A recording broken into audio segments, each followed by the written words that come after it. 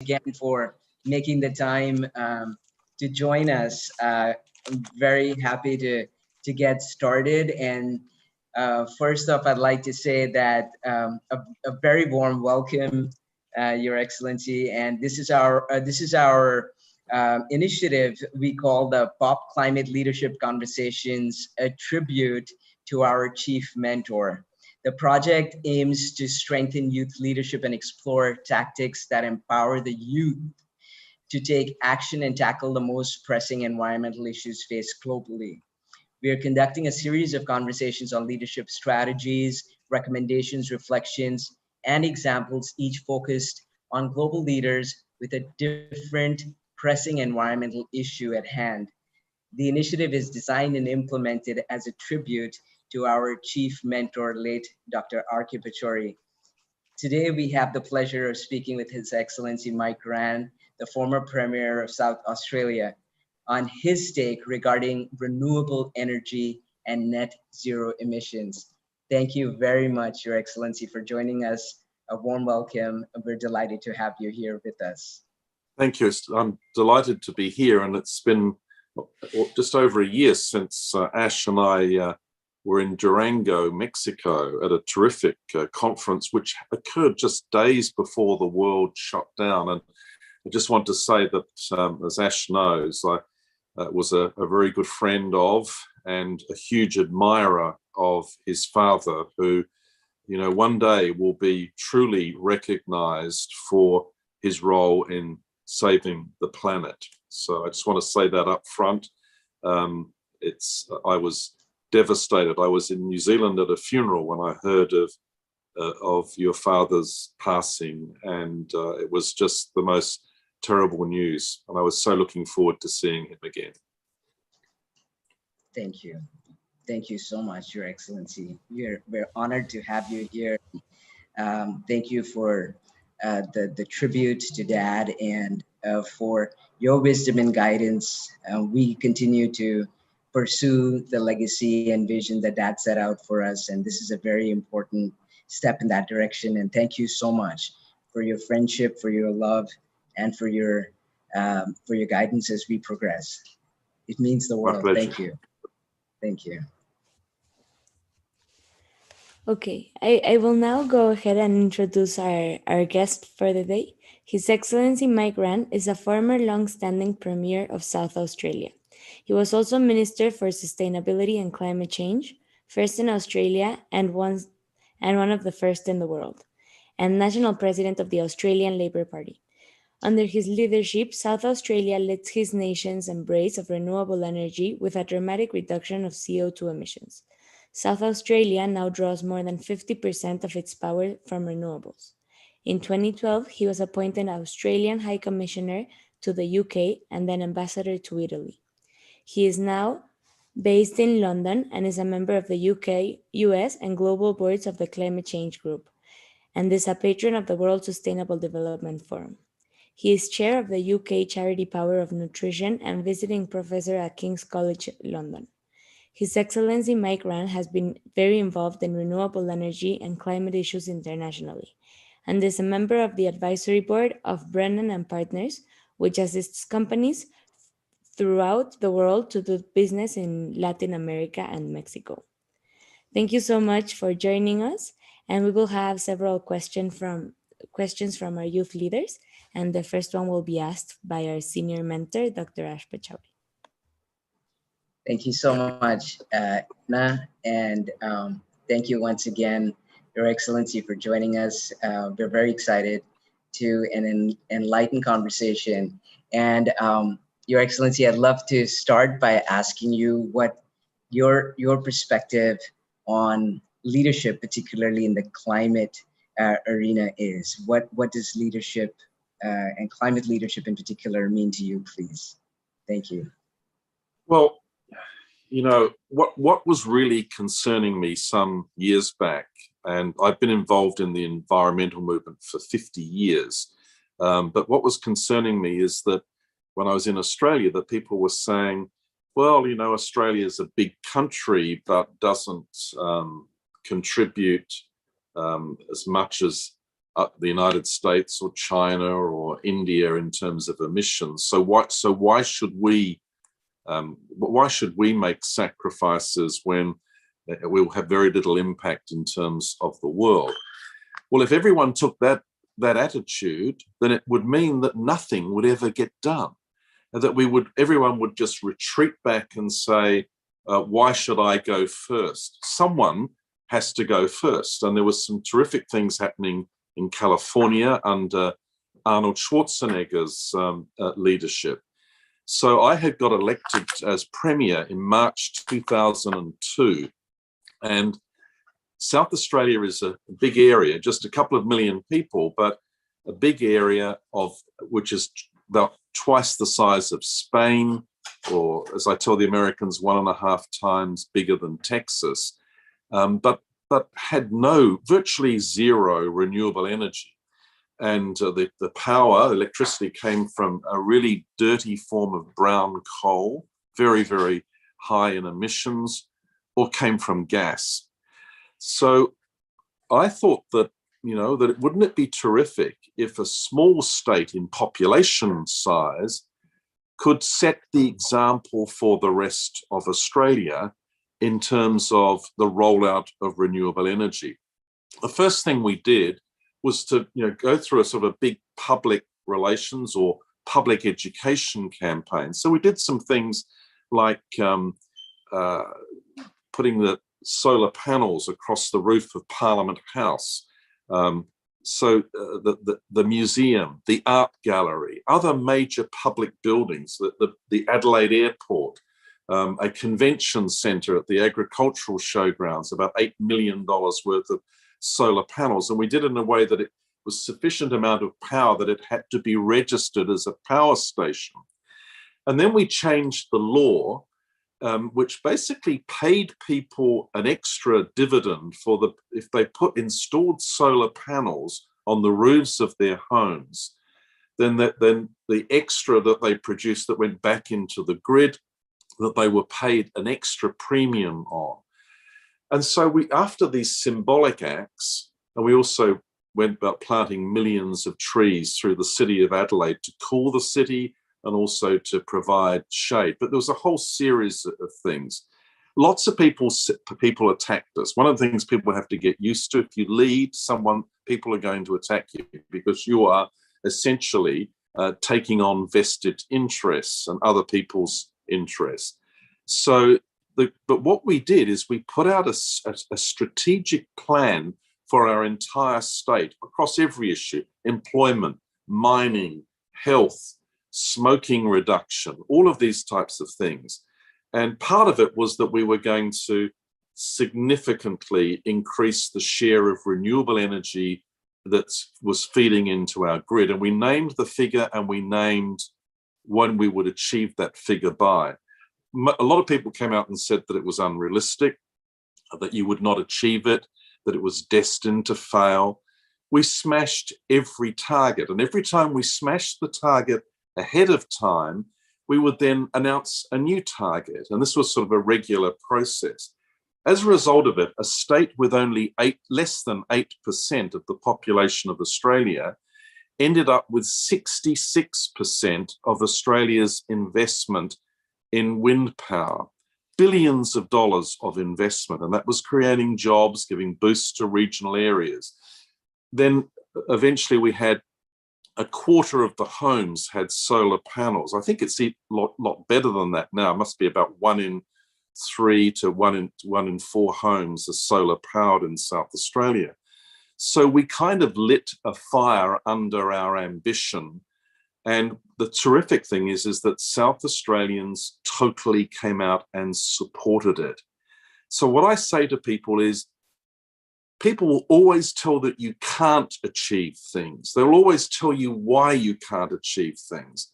What I always say is you've got to reverse that into why not. And we did the same, and it's a story I've told to Ash and other people before. When I was in my early 20s, the French government was dropping nuclear bombs, testing nuclear bombs in the Pacific, in the atmosphere. The radiation was spreading over Pacific Islands. There's now reports only in recent weeks of the numbers of cancers and things that were caused by this.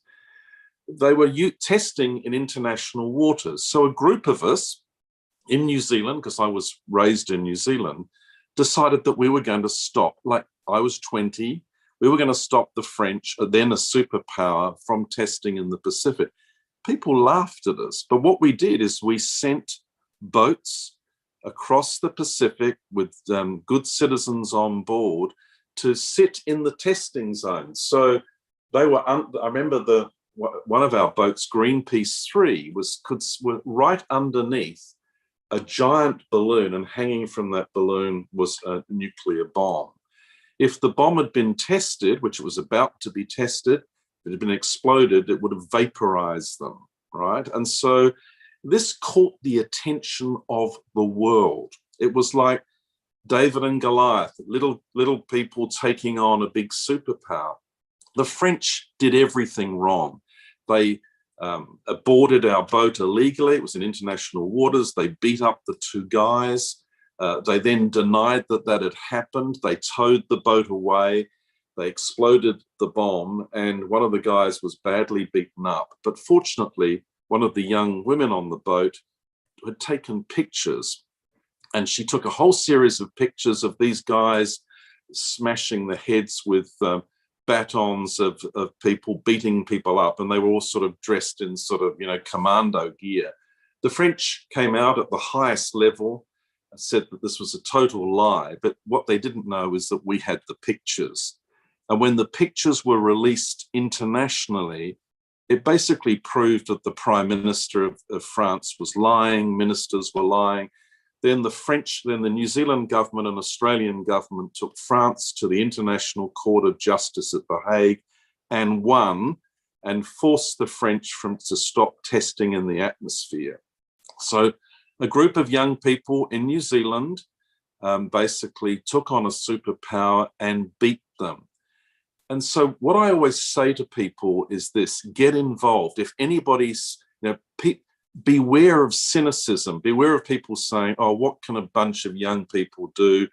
Come on, this is, you've got no chance of doing this. So my message about leadership is you don't win if you don't try. And you're going to get setbacks along the way. People attacked me for the embrace of renewable energy. Now in South Australia, instead of zero renewable energy, it's gone up to more than 60% of our power comes from renewables.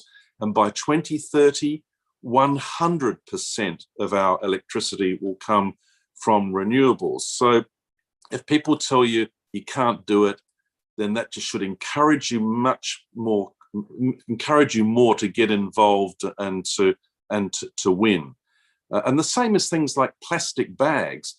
In India and in Australia and everywhere else, plastic pollution in the seas and on land is appalling. So I decided that we're going to ban plastic bags of the type that are used in supermarkets, the non-reusable. And so again, we had business saying, oh, this is going to be, crippling our businesses. And what we did, and every other state decided at that stage not to do it, we went ahead with it. What we did is we passed the legislation, but in order to give them time to get ready, we sort of parked the legislation and said it would come into effect in X months' time. I think it was almost a year's time from memory. I might not be quite accurate on that, but it was certainly gave them many months to plan and get ready. And it was a huge success. That alone stopped 4 to 500 million plastic bags a year going into the environment. I'm really pleased that other states are now doing that. And so, and people, when we did a poll on it, 80% of South Australians supported what we're doing. Just as a huge percentage of the population really supported the embrace of renewable energy. That's absolutely amazing, and thank you so much for sharing those stories. I think they're profoundly inspiring, and I know we have we have a handful of young people in the room right now, but we have many more who are watching online and will continue to watch. And I think the most important message that you shared with us is that the voices that say no and share negative messages should not be deterrents, and that we must strengthen our resolve and go ahead, especially when we hear that. But that a handful of young people can make a difference. And in fact, Mike, there are a lot of people over here that are working on issues of plastic pollution, and we've been trying to find solutions. And I think that this is an incredible story and testimony to the fact that if we make up our minds, we really can do it. And I think coming together is such a strong force and one that's difficult to reckon with. So I just want to say thank you so much for sharing that. And I think that really exemplifies leadership.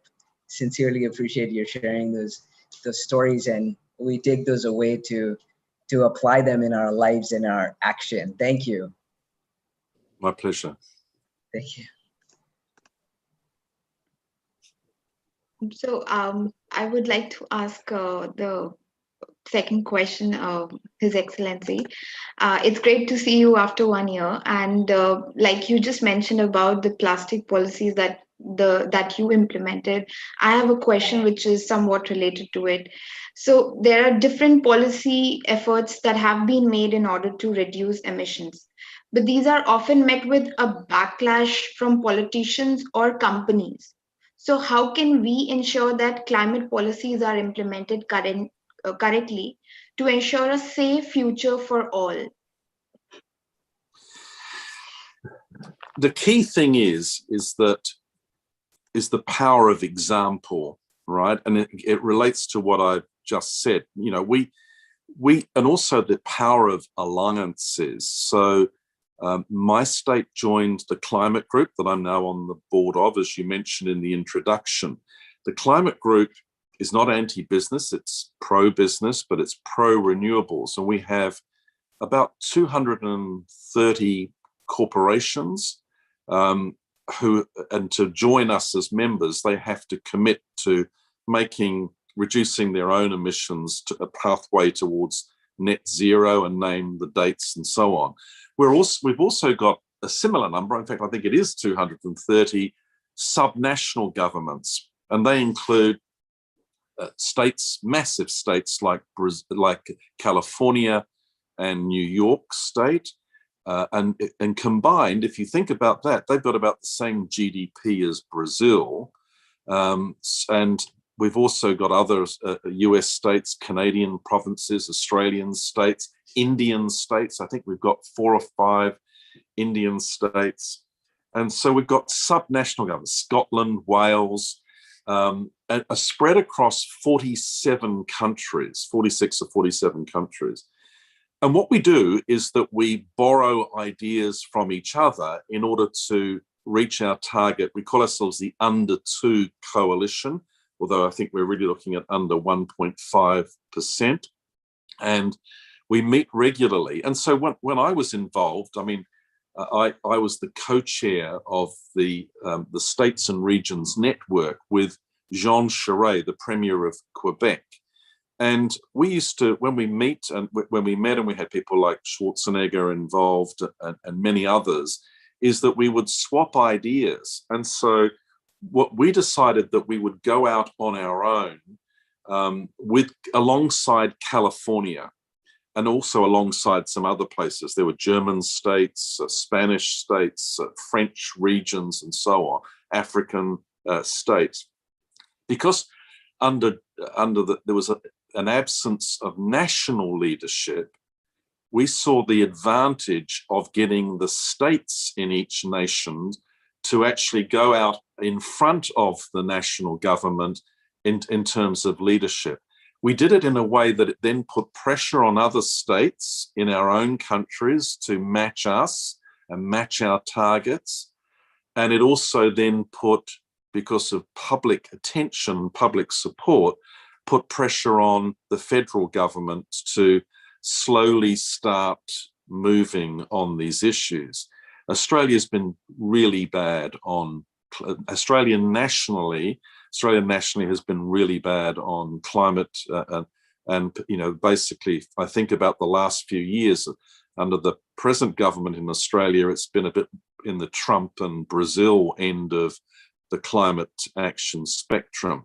So I guess my message for in places such as India is that if you can get cities to do things and individual states to do things, I'm happy to give Ash the list of the states that are part of the climate group, it then puts pressure on the national government to lift its game. And, and am I hopeful? Am I hopeful? The answer is yes. I'm hopeful because I've seen what's happened in the United States. I mean, to be honest with you, when I met Ash a year ago, I was pretty much in despair because the United States pulling out of the Paris Agreement was devastating. The biggest emitter in the world is China, followed by the United States. You need to have China, the United States, and the EU as three key pillars to actually achieving what we want to do in terms of reducing emissions. With the United States out, not only out, but being destructive, and then that I was despairing that we would achieve what Dr. Pachauri wanted to achieve. The great news was that Biden winning the election and Biden having a pledge to implement $2 trillion worth of climate action was like a huge breakthrough, but he would not have been able to do that because he didn't have control of the Senate. Thankfully, and the Republicans would have blocked any measures, any legislation. The great news was there were two special elections in Georgia, and which the Democrats won, and then suddenly the US Senate was 50 Republicans, 50 Democrats, and the president's vice president, Kamala Harris, has the casting vote. This means that it shows you the power of voting. If every vote makes a difference, they've now got a one vote majority in the Senate, which means they can get Biden's legislation on climate through. I know, and I mentioned this to Ash the other day, that there's going to be a very important meeting on April the 22nd, convened by Joe Biden. He's going to be basically saying to countries, what are you going to do to match what we're doing? How can we get this over the line at the COP meeting in Glasgow at the end of the year so that we can actually stop a building catastrophe on climate? The EU has come in with 1 trillion euros. It's a big green recovery package. So there's a lot more work to do. April the 22nd is going to be a key date. It's Biden's climate summits on World Earth Day. It's the 5th anniversary of the signing of the Paris Climate Accords. And everything goes back to the Pachauri family, because that wouldn't have happened without the work of Dr. Pachauri. So we then go from there to the G7, which is being held in Cornwall in Britain in June. And the 7 big industrialized powers, Japan and others, will be there. And again, that Biden is going to be, and so is the British government, which is now making big commitments on banning petrol and diesel cars by 2030, but also a whole range of other things. And so Britain's doing some really good work. So that will be another opportunity. Then in October, there's the G20. That's going to be held in Rome. And again, you've got countries like Brazil and others that will be there. And then 2 days later, in early November, is the COP in Glasgow. I am really hopeful that we're going to get a deal. And I have not, I've always tried to be positive, as Ash knows, but I think a year ago, I was terrified that Trump would be re-elected. And he's gone. And now we've got to see Biden's leadership, the EU's leadership. We need China in there as well, because they've made some commitments in headway, but that we want to see their targets brought forward. And We need India to come to the party. We want to see Modi do some good things and make some significant progress. And I want to see Australia being asked quite forcefully by other nations to actually start embracing serious carbon reductions. And I guess my point is this: lots of politicians are going to say to you, oh, we've got a very strong 2050 target. They know that they're not going to be alive, or at least not in office, in 2050, right? That's 30 years from now. They can make 2050 targets because they know that they won't have to put in the hard yards, the hard work to achieve them. The key thing in all of this is to have interim targets. So I beg you all to pressure your local politicians to say, where are you going on this? When are we going to make a commitment for 2030, for 2035? Because if you make a 2030 commitment, you've actually got to start right now delivering, and you can be measured every year. And it means that they are under pressure, not their successors who are still in school. So I guess my message to you is this, that leadership in democracies comes from below. You all have power. Put your politicians under pressure. I mean, I was recently on a phone conversation like this with some high schools in India, and they were asking what they could do. And I said, make sure that your high schools are the greenest high schools in India. Have tree planting campaigns, try to raise money from people for solar power and so on. And then invite the politicians to come and see for themselves. You have more power than you know, and you've got to use that power to put pressure in a positive way to hold politicians to account and to push them towards naming targets. Thank you so much. I think each and every word that you said was so powerful. And if this message goes out to all the young people, I mean, they will definitely make an effort, because we can see that at the international level, everybody is trying now. They are taking step by step, and it's time for us also to take a step at the ground and then advocate for it in front of the leaders. So thank you so much. My pleasure. Thank you. That was very, very enlightening. And I think the other thing is to take away that we are in a position to be able to call our leaders into account, to vote them in or out, and also to be able to replicate the very important experience you shared with us, Your Excellency, which was that you created a model for people to be able to learn from and see. And this is a living, breathing example. And we've got Wade, who's in a high school here. We also have Sam, who's just joined us. I know Sam had a little trouble connecting earlier, but he's also been doing a lot of advocacy in Nigeria with a lot of the local government, and is in the process actually of implementing the Pop Nigeria initiative, where he's mobilizing youth from across the country. Wade is working actively on creating a movement around the elimination of plastics and mobilizing young people in schools throughout the region. He's based in India. So I think these are really important examples, because if we can create the models that we are wanting to create, people will, and then call leaders in to come see it. It will create the attention, and also create the pressure that's needed for our leaders to be able to act. So thank you so much for sharing that, Your Excellency. And I know Ved has a question, and Sam will come to you in just a minute, but let me ask Ved, please, to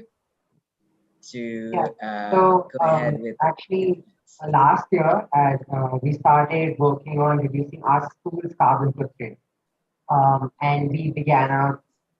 Is my voice clear? I'm having trouble hearing. It's sort of breaking up. Is this better? That's better. Yep. Yeah. So I was saying that last year at our school, me and a couple of my friends started a carbon footprint reduction project for our school itself. So we began by calculating our school's carbon emissions and then a variety of solutions that we could implement. And right now we're at the stage where we have plans ready based on data that we have seen and what will reduce our carbon footprint by how much. But we're facing roadblocks in terms of the school and school authorities because climate initiatives include money and things like that. So we're facing a lot of roadblocks in actually implementing solutions because after a point also that they're not comfortable to change. They don't want things like we were trying to get rid of plastic that's being used for snacks, and they just didn't want change, and nothing's really getting anywhere. So how would you advise for people who are trying to do things in there to combat such authority roadblocks?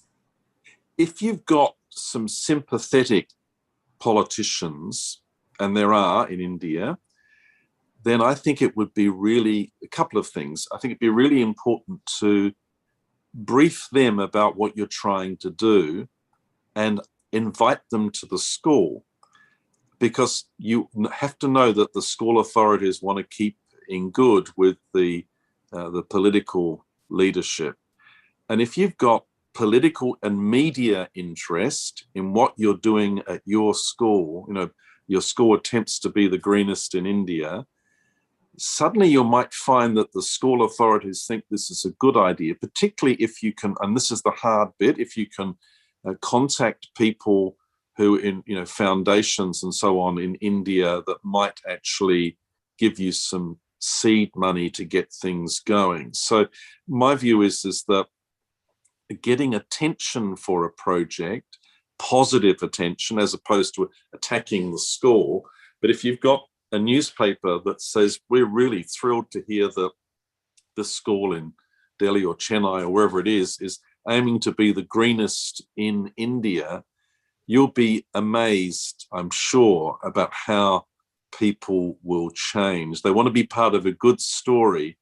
And so I would think about doing it that way. And if you've got access to political support, who then say to the school, we think this is fantastic, this is wonderful, this could be the model for India.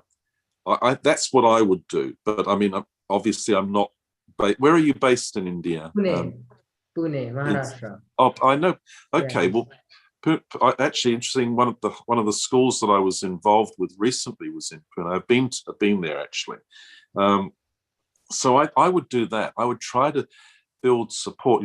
The Pune schools lead India, and get stories run, and it's sort of amazing. It was the publicity that we generated about sending our boats to Muir Atoll that really absolutely changed it. We ended up with 80, we were protesters with 80% of support in New Zealand, right, from the public. The Prime Minister, we asked, he was a new Prime Minister and a good guy, and tragically died 18 months after he was elected, and he was only in his early 50s. We asked for his support. He sent a naval frigate with no weapons on board to sail into the zone with a cabinet minister on board, and they sat in the zone to kind of to give support to our boats. So because what was happening had caught the attention of the public and the attention internationally, he said, we're sending this boat, this naval vessel, not in a spirit of anger, but in a spirit of peace, as a silent kind of accusing witness, really. And the cabinet minister was selected. He was away for months. If the bomb had gone off, he would have been sort of vaporized as well. But they were a little way away, but at least that gave some comfort, and it showed incredible support from an elected government. I have to tell you that the leader was from my own party. His name was Norman Kirk. I was absolutely shocked when he made his announcement, shocked in the most pleasant way. I couldn't believe it. It was like, hey, they're going to back us. The new government is backing us. And that, the attention of the world through the media is extremely powerful. Okay. that really that was not something that we thought of earlier. And yeah, I do think that that will have an impact. Yeah. By the way, in terms of schools, one of the things that we did was we put solar panels on the schools of a huge number of schools, and it became integrated into the curriculum. So I remember going down to a school, and these really like little kids, right? Little kids were showing me how much power they had, how much power that the school had generated, clean energy that week, that month, showing me the chart of how it had gone up and down with the seasons. It was part of their maths curriculum, part of their environment curriculum. And of course, they would go home and they'd become like mini ambassadors to get their parents to put solar panels on the roofs. And, you know, we had the biggest take up of solar panels in the country so, you know, there's always, people say you always look at one thing, but it can lead to many other things as well. There's a chain reaction. Good luck. Thank you. We're actually we're pretty close to implementing our first set of solar panels. Hopefully they'll be here in a few months. So we're looking to start getting started on ground finally. Great. That sounds like a terrific initiative. That's amazing, Wade. And the interesting thing, you know, based on what we've just heard, you know, His Excellency just talked to us about, is you know, you've got a lot of support from the school system. So I think continuing to advocate with school authorities, and then, you know, covering this through news and other publications will be phenomenal, because I think you'll really be able to exemplify leadership led by youth within the school system, and hopefully then replicate that model. Yeah. Thank you, Your Excellency. Thank you. Anna, please, I know you want to talk a little bit about the COP, and please. Yes, thank you so much, Ash. And thank you, Your Excellency. This has been so inspiring. I actually had the chance to listen to you during Durango as well. And you also mentioned about interim targets when we were there. And I think it's been since Durango to now that I've gotten a little bit more involved in politics and stuff. I usually only got involved in the youth. And it was really that like what you said in Durango about interim targets that got me thinking, like, you know, I can reach out to my politicians and try to make a difference, you know. So I want to thank you for that. And going back to what thanks. Going back to what you mentioned about the meeting on the 22nd of April sounds very, very interesting. And I just wanted to ask what is likely to happen this year in terms of climate diplomacy in the lead up to COP in Glasgow. Okay, so in addition to the things that I mentioned before, there's some other initiatives going on. And a lot of it's to do with money, right? Most things come back to money. The good news on this is that a few years ago, we were seeing subsidies having to be applied to get renewable energy going. Now, subsidies are being used to keep fossil fuel energy alive, because what's happened is that you've got that renewable energy is now becoming really bankable. And I want to pay tribute to a couple of people on this. Prince Charles. Prince Charles has been involved in the environmental movement for decades. And he has set up a year ago, launched, it was called the Great Reset. And he's got a group of people, including the World Economic Forum. He had John Kerry involved, who's now, of course, the climate envoy for Joe Biden. And he also has Mark Carney involved, who is the former head of the Bank of England, is Canadian. But there's a whole group of others, the climate groups involved as well. And it's all about encouraging finance to shift from fossil fuels into renewables. That is absolutely happening. So what has happened now is that Mark Carney has been made the UN Special Envoy on Climate Finance. I mentioned John Kerry's new role.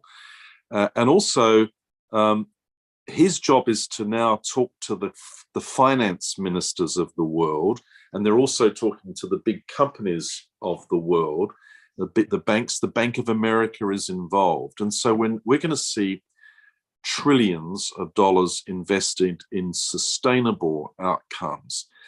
And so I think what's going to happen this year is there's going to be an incredible focus on what, not only on what governments can do, but what finance can do. And just to give you a couple of examples, in Canada and in Australia, there are these big superannuation funds, pension funds, that people pay in through their lives, and then they have a decent income when they retire.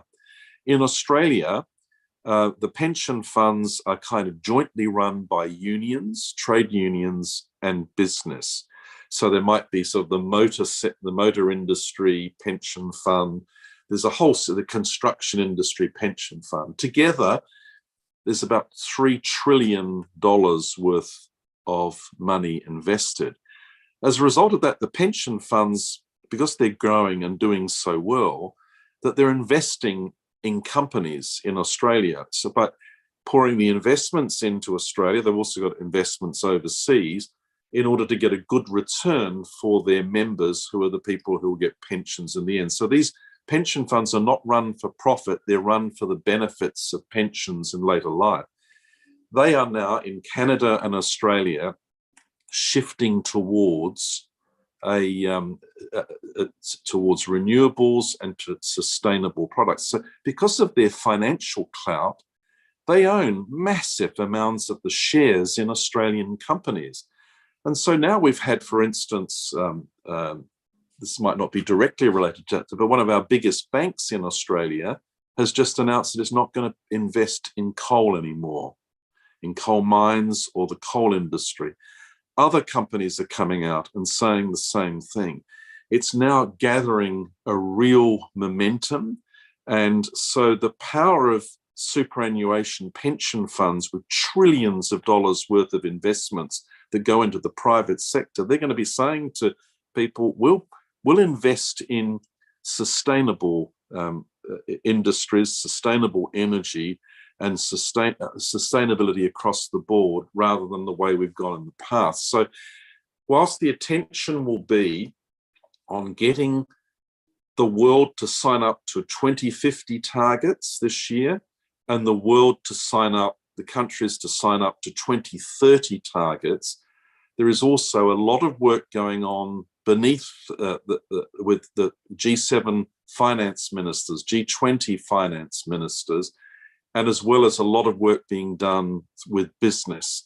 So what I'm finding increasingly is businesses climbing on board, and in terms of the move towards renewables, and that's good. It's become bankable. They now know they can make money out of doing the right thing for the planet. That's so interesting. Thank you so much for that incredible answer.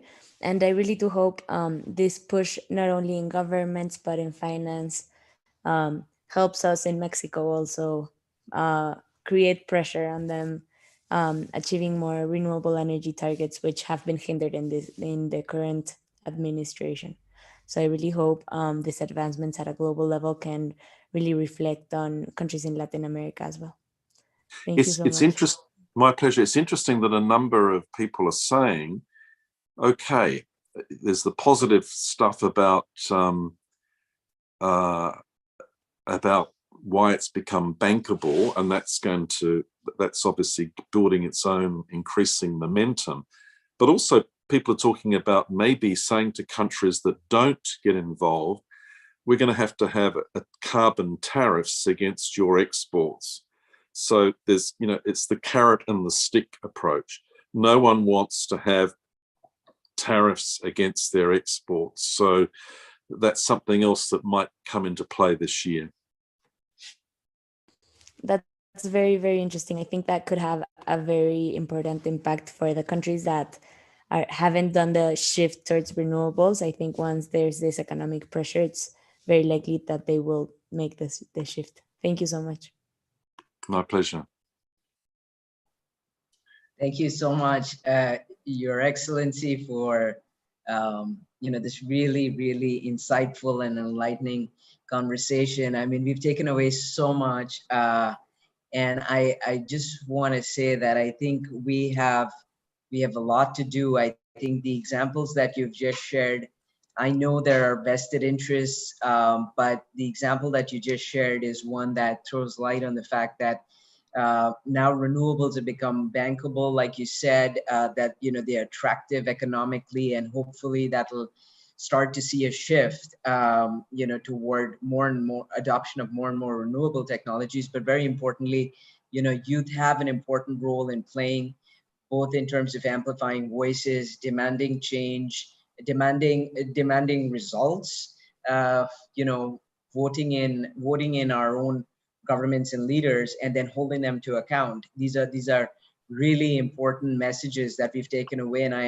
I'm very excited. You had very kindly offered to share some contacts of people in India, and we'd love to also be able to get some contacts of people in the US and possibly in other places in Latin America. We have a lot of young people that are leading initiatives similar to those that Ved was talking about, and also demanding policy change in terms of use of plastics and elimination of plastics, and also reduction of carbon emissions. So I'd love to sort of continue to seek your advice on this, but I want to thank you very, very much for sharing this incredibly insightful discussion here with us, but also some very important examples which allow us to learn and practically and operationally implement follow up from here. And I wondered also, Your Excellency, did you want to add anything to this? We'd love to hear your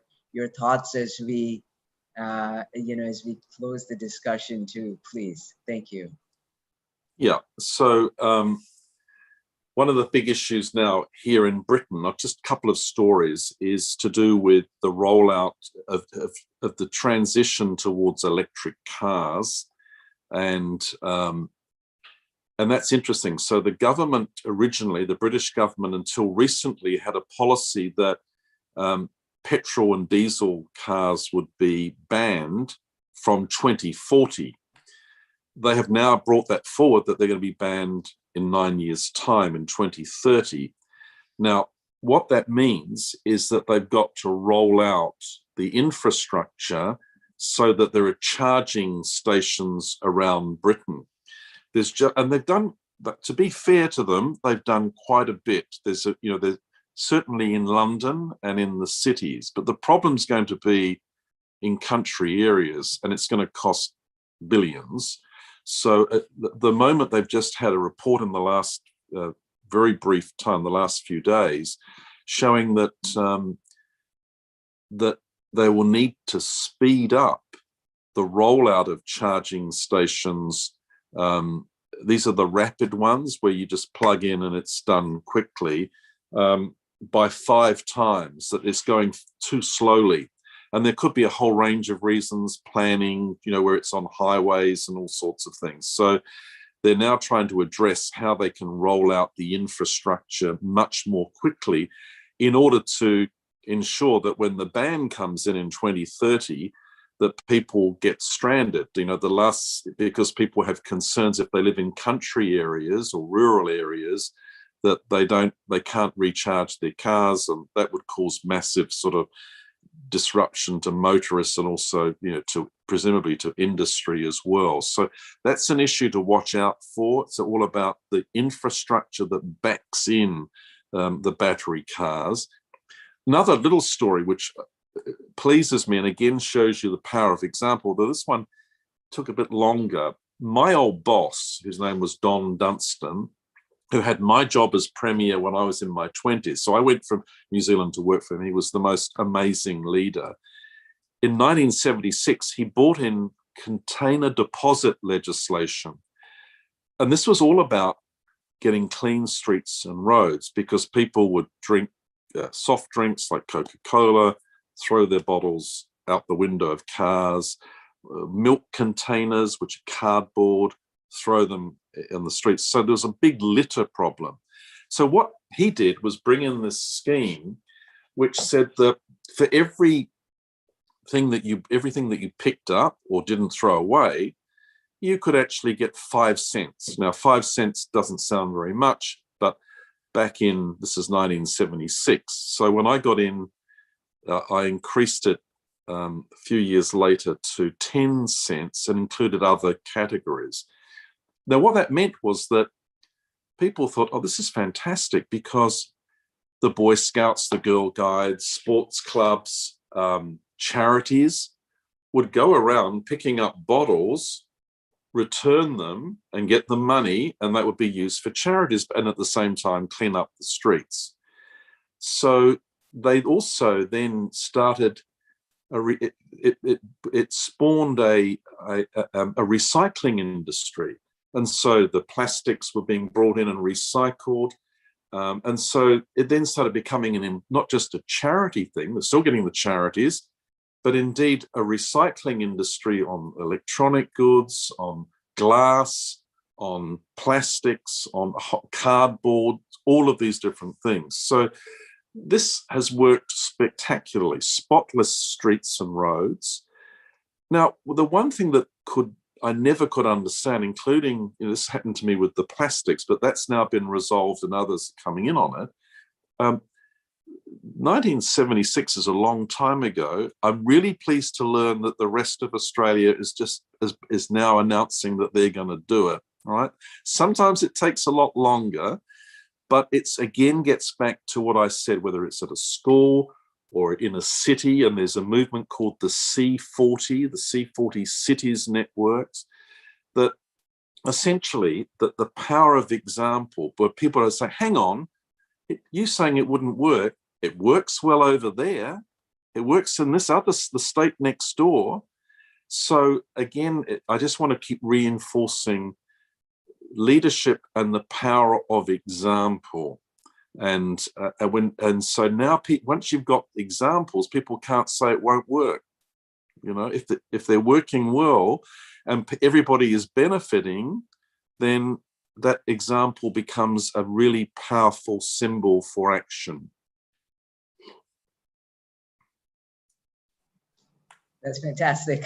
We've got models to build and demonstration to do and to show the world, and that is so true. Leading by example, and having models for people to see becomes very difficult for anyone to refute. Then, thank you so much. Those are incredible stories, and I have to say that the examples that you've shared with us here today in themselves are so powerful and enlightening in terms of things that have happened, and I think that shows all of us that yes, we not only have a small window of opportunity to act, but we can definitely do it. So thank you so much. This has been absolutely deeply and profoundly inspiring.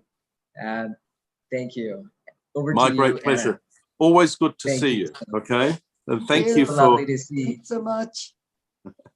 Thank you so much. And before we close out, I just wanted to ask Ved and Drisha if they had any closing words they would like to say before we close off the session. I don't know. Any reflections, Ved, Drisha, Anna? I think it's very important to build the whole thing of rather than getting everybody to do something about it. I think it's important to do something on your own, and then tell 5 people who are in your influence sphere that, hey, I'm doing this, why don't you join me? And then those 5 people will tell 5 other people, and it'll grow slowly, and that's how more and more it's much more effective if you get somebody to do something with you rather than telling them to do something individually and you doing something else individually. So yeah. Absolutely. Anna, please. Yeah, thank you so much. This has been so inspiring, really. I think it's great to hear about all these stories and really hear, for example, something that will really stay with me is the story about the bombs from France. So it's really so inspiring to hear about people who really went out there and made a difference, and did like hands-on activities to really make change. And I think that shows that that's something that is possible. And even more now that we have social media, we have the internet and everything, and word can spread so much faster. So I think this is a great call to action for all the youth across the world to really take that step forward and raise our voices against something we are not we don't agree with regarding the environment. So thank you so much for all the incredible insights.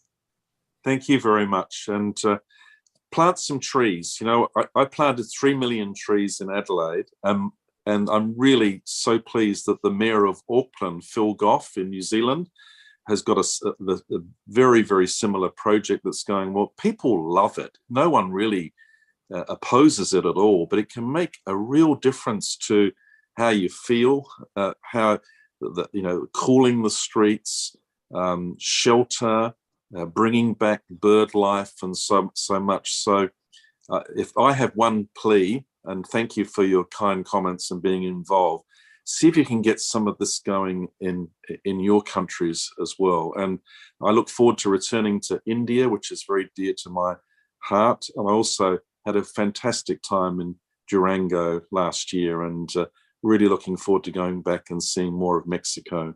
Take care, everybody. You Thank have you a really so much. privilege to be involved with you. You take care. Bye-bye. Thank you very much. You stay safe, Your Thank you so Excellency, much. and thank you for everything. We look forward to keeping you posted. We will work on the greening initiative and the solar panels. We'll look forward to having you visit and see it for yourself. Thank you. That'd be great. Thank you. Thank you.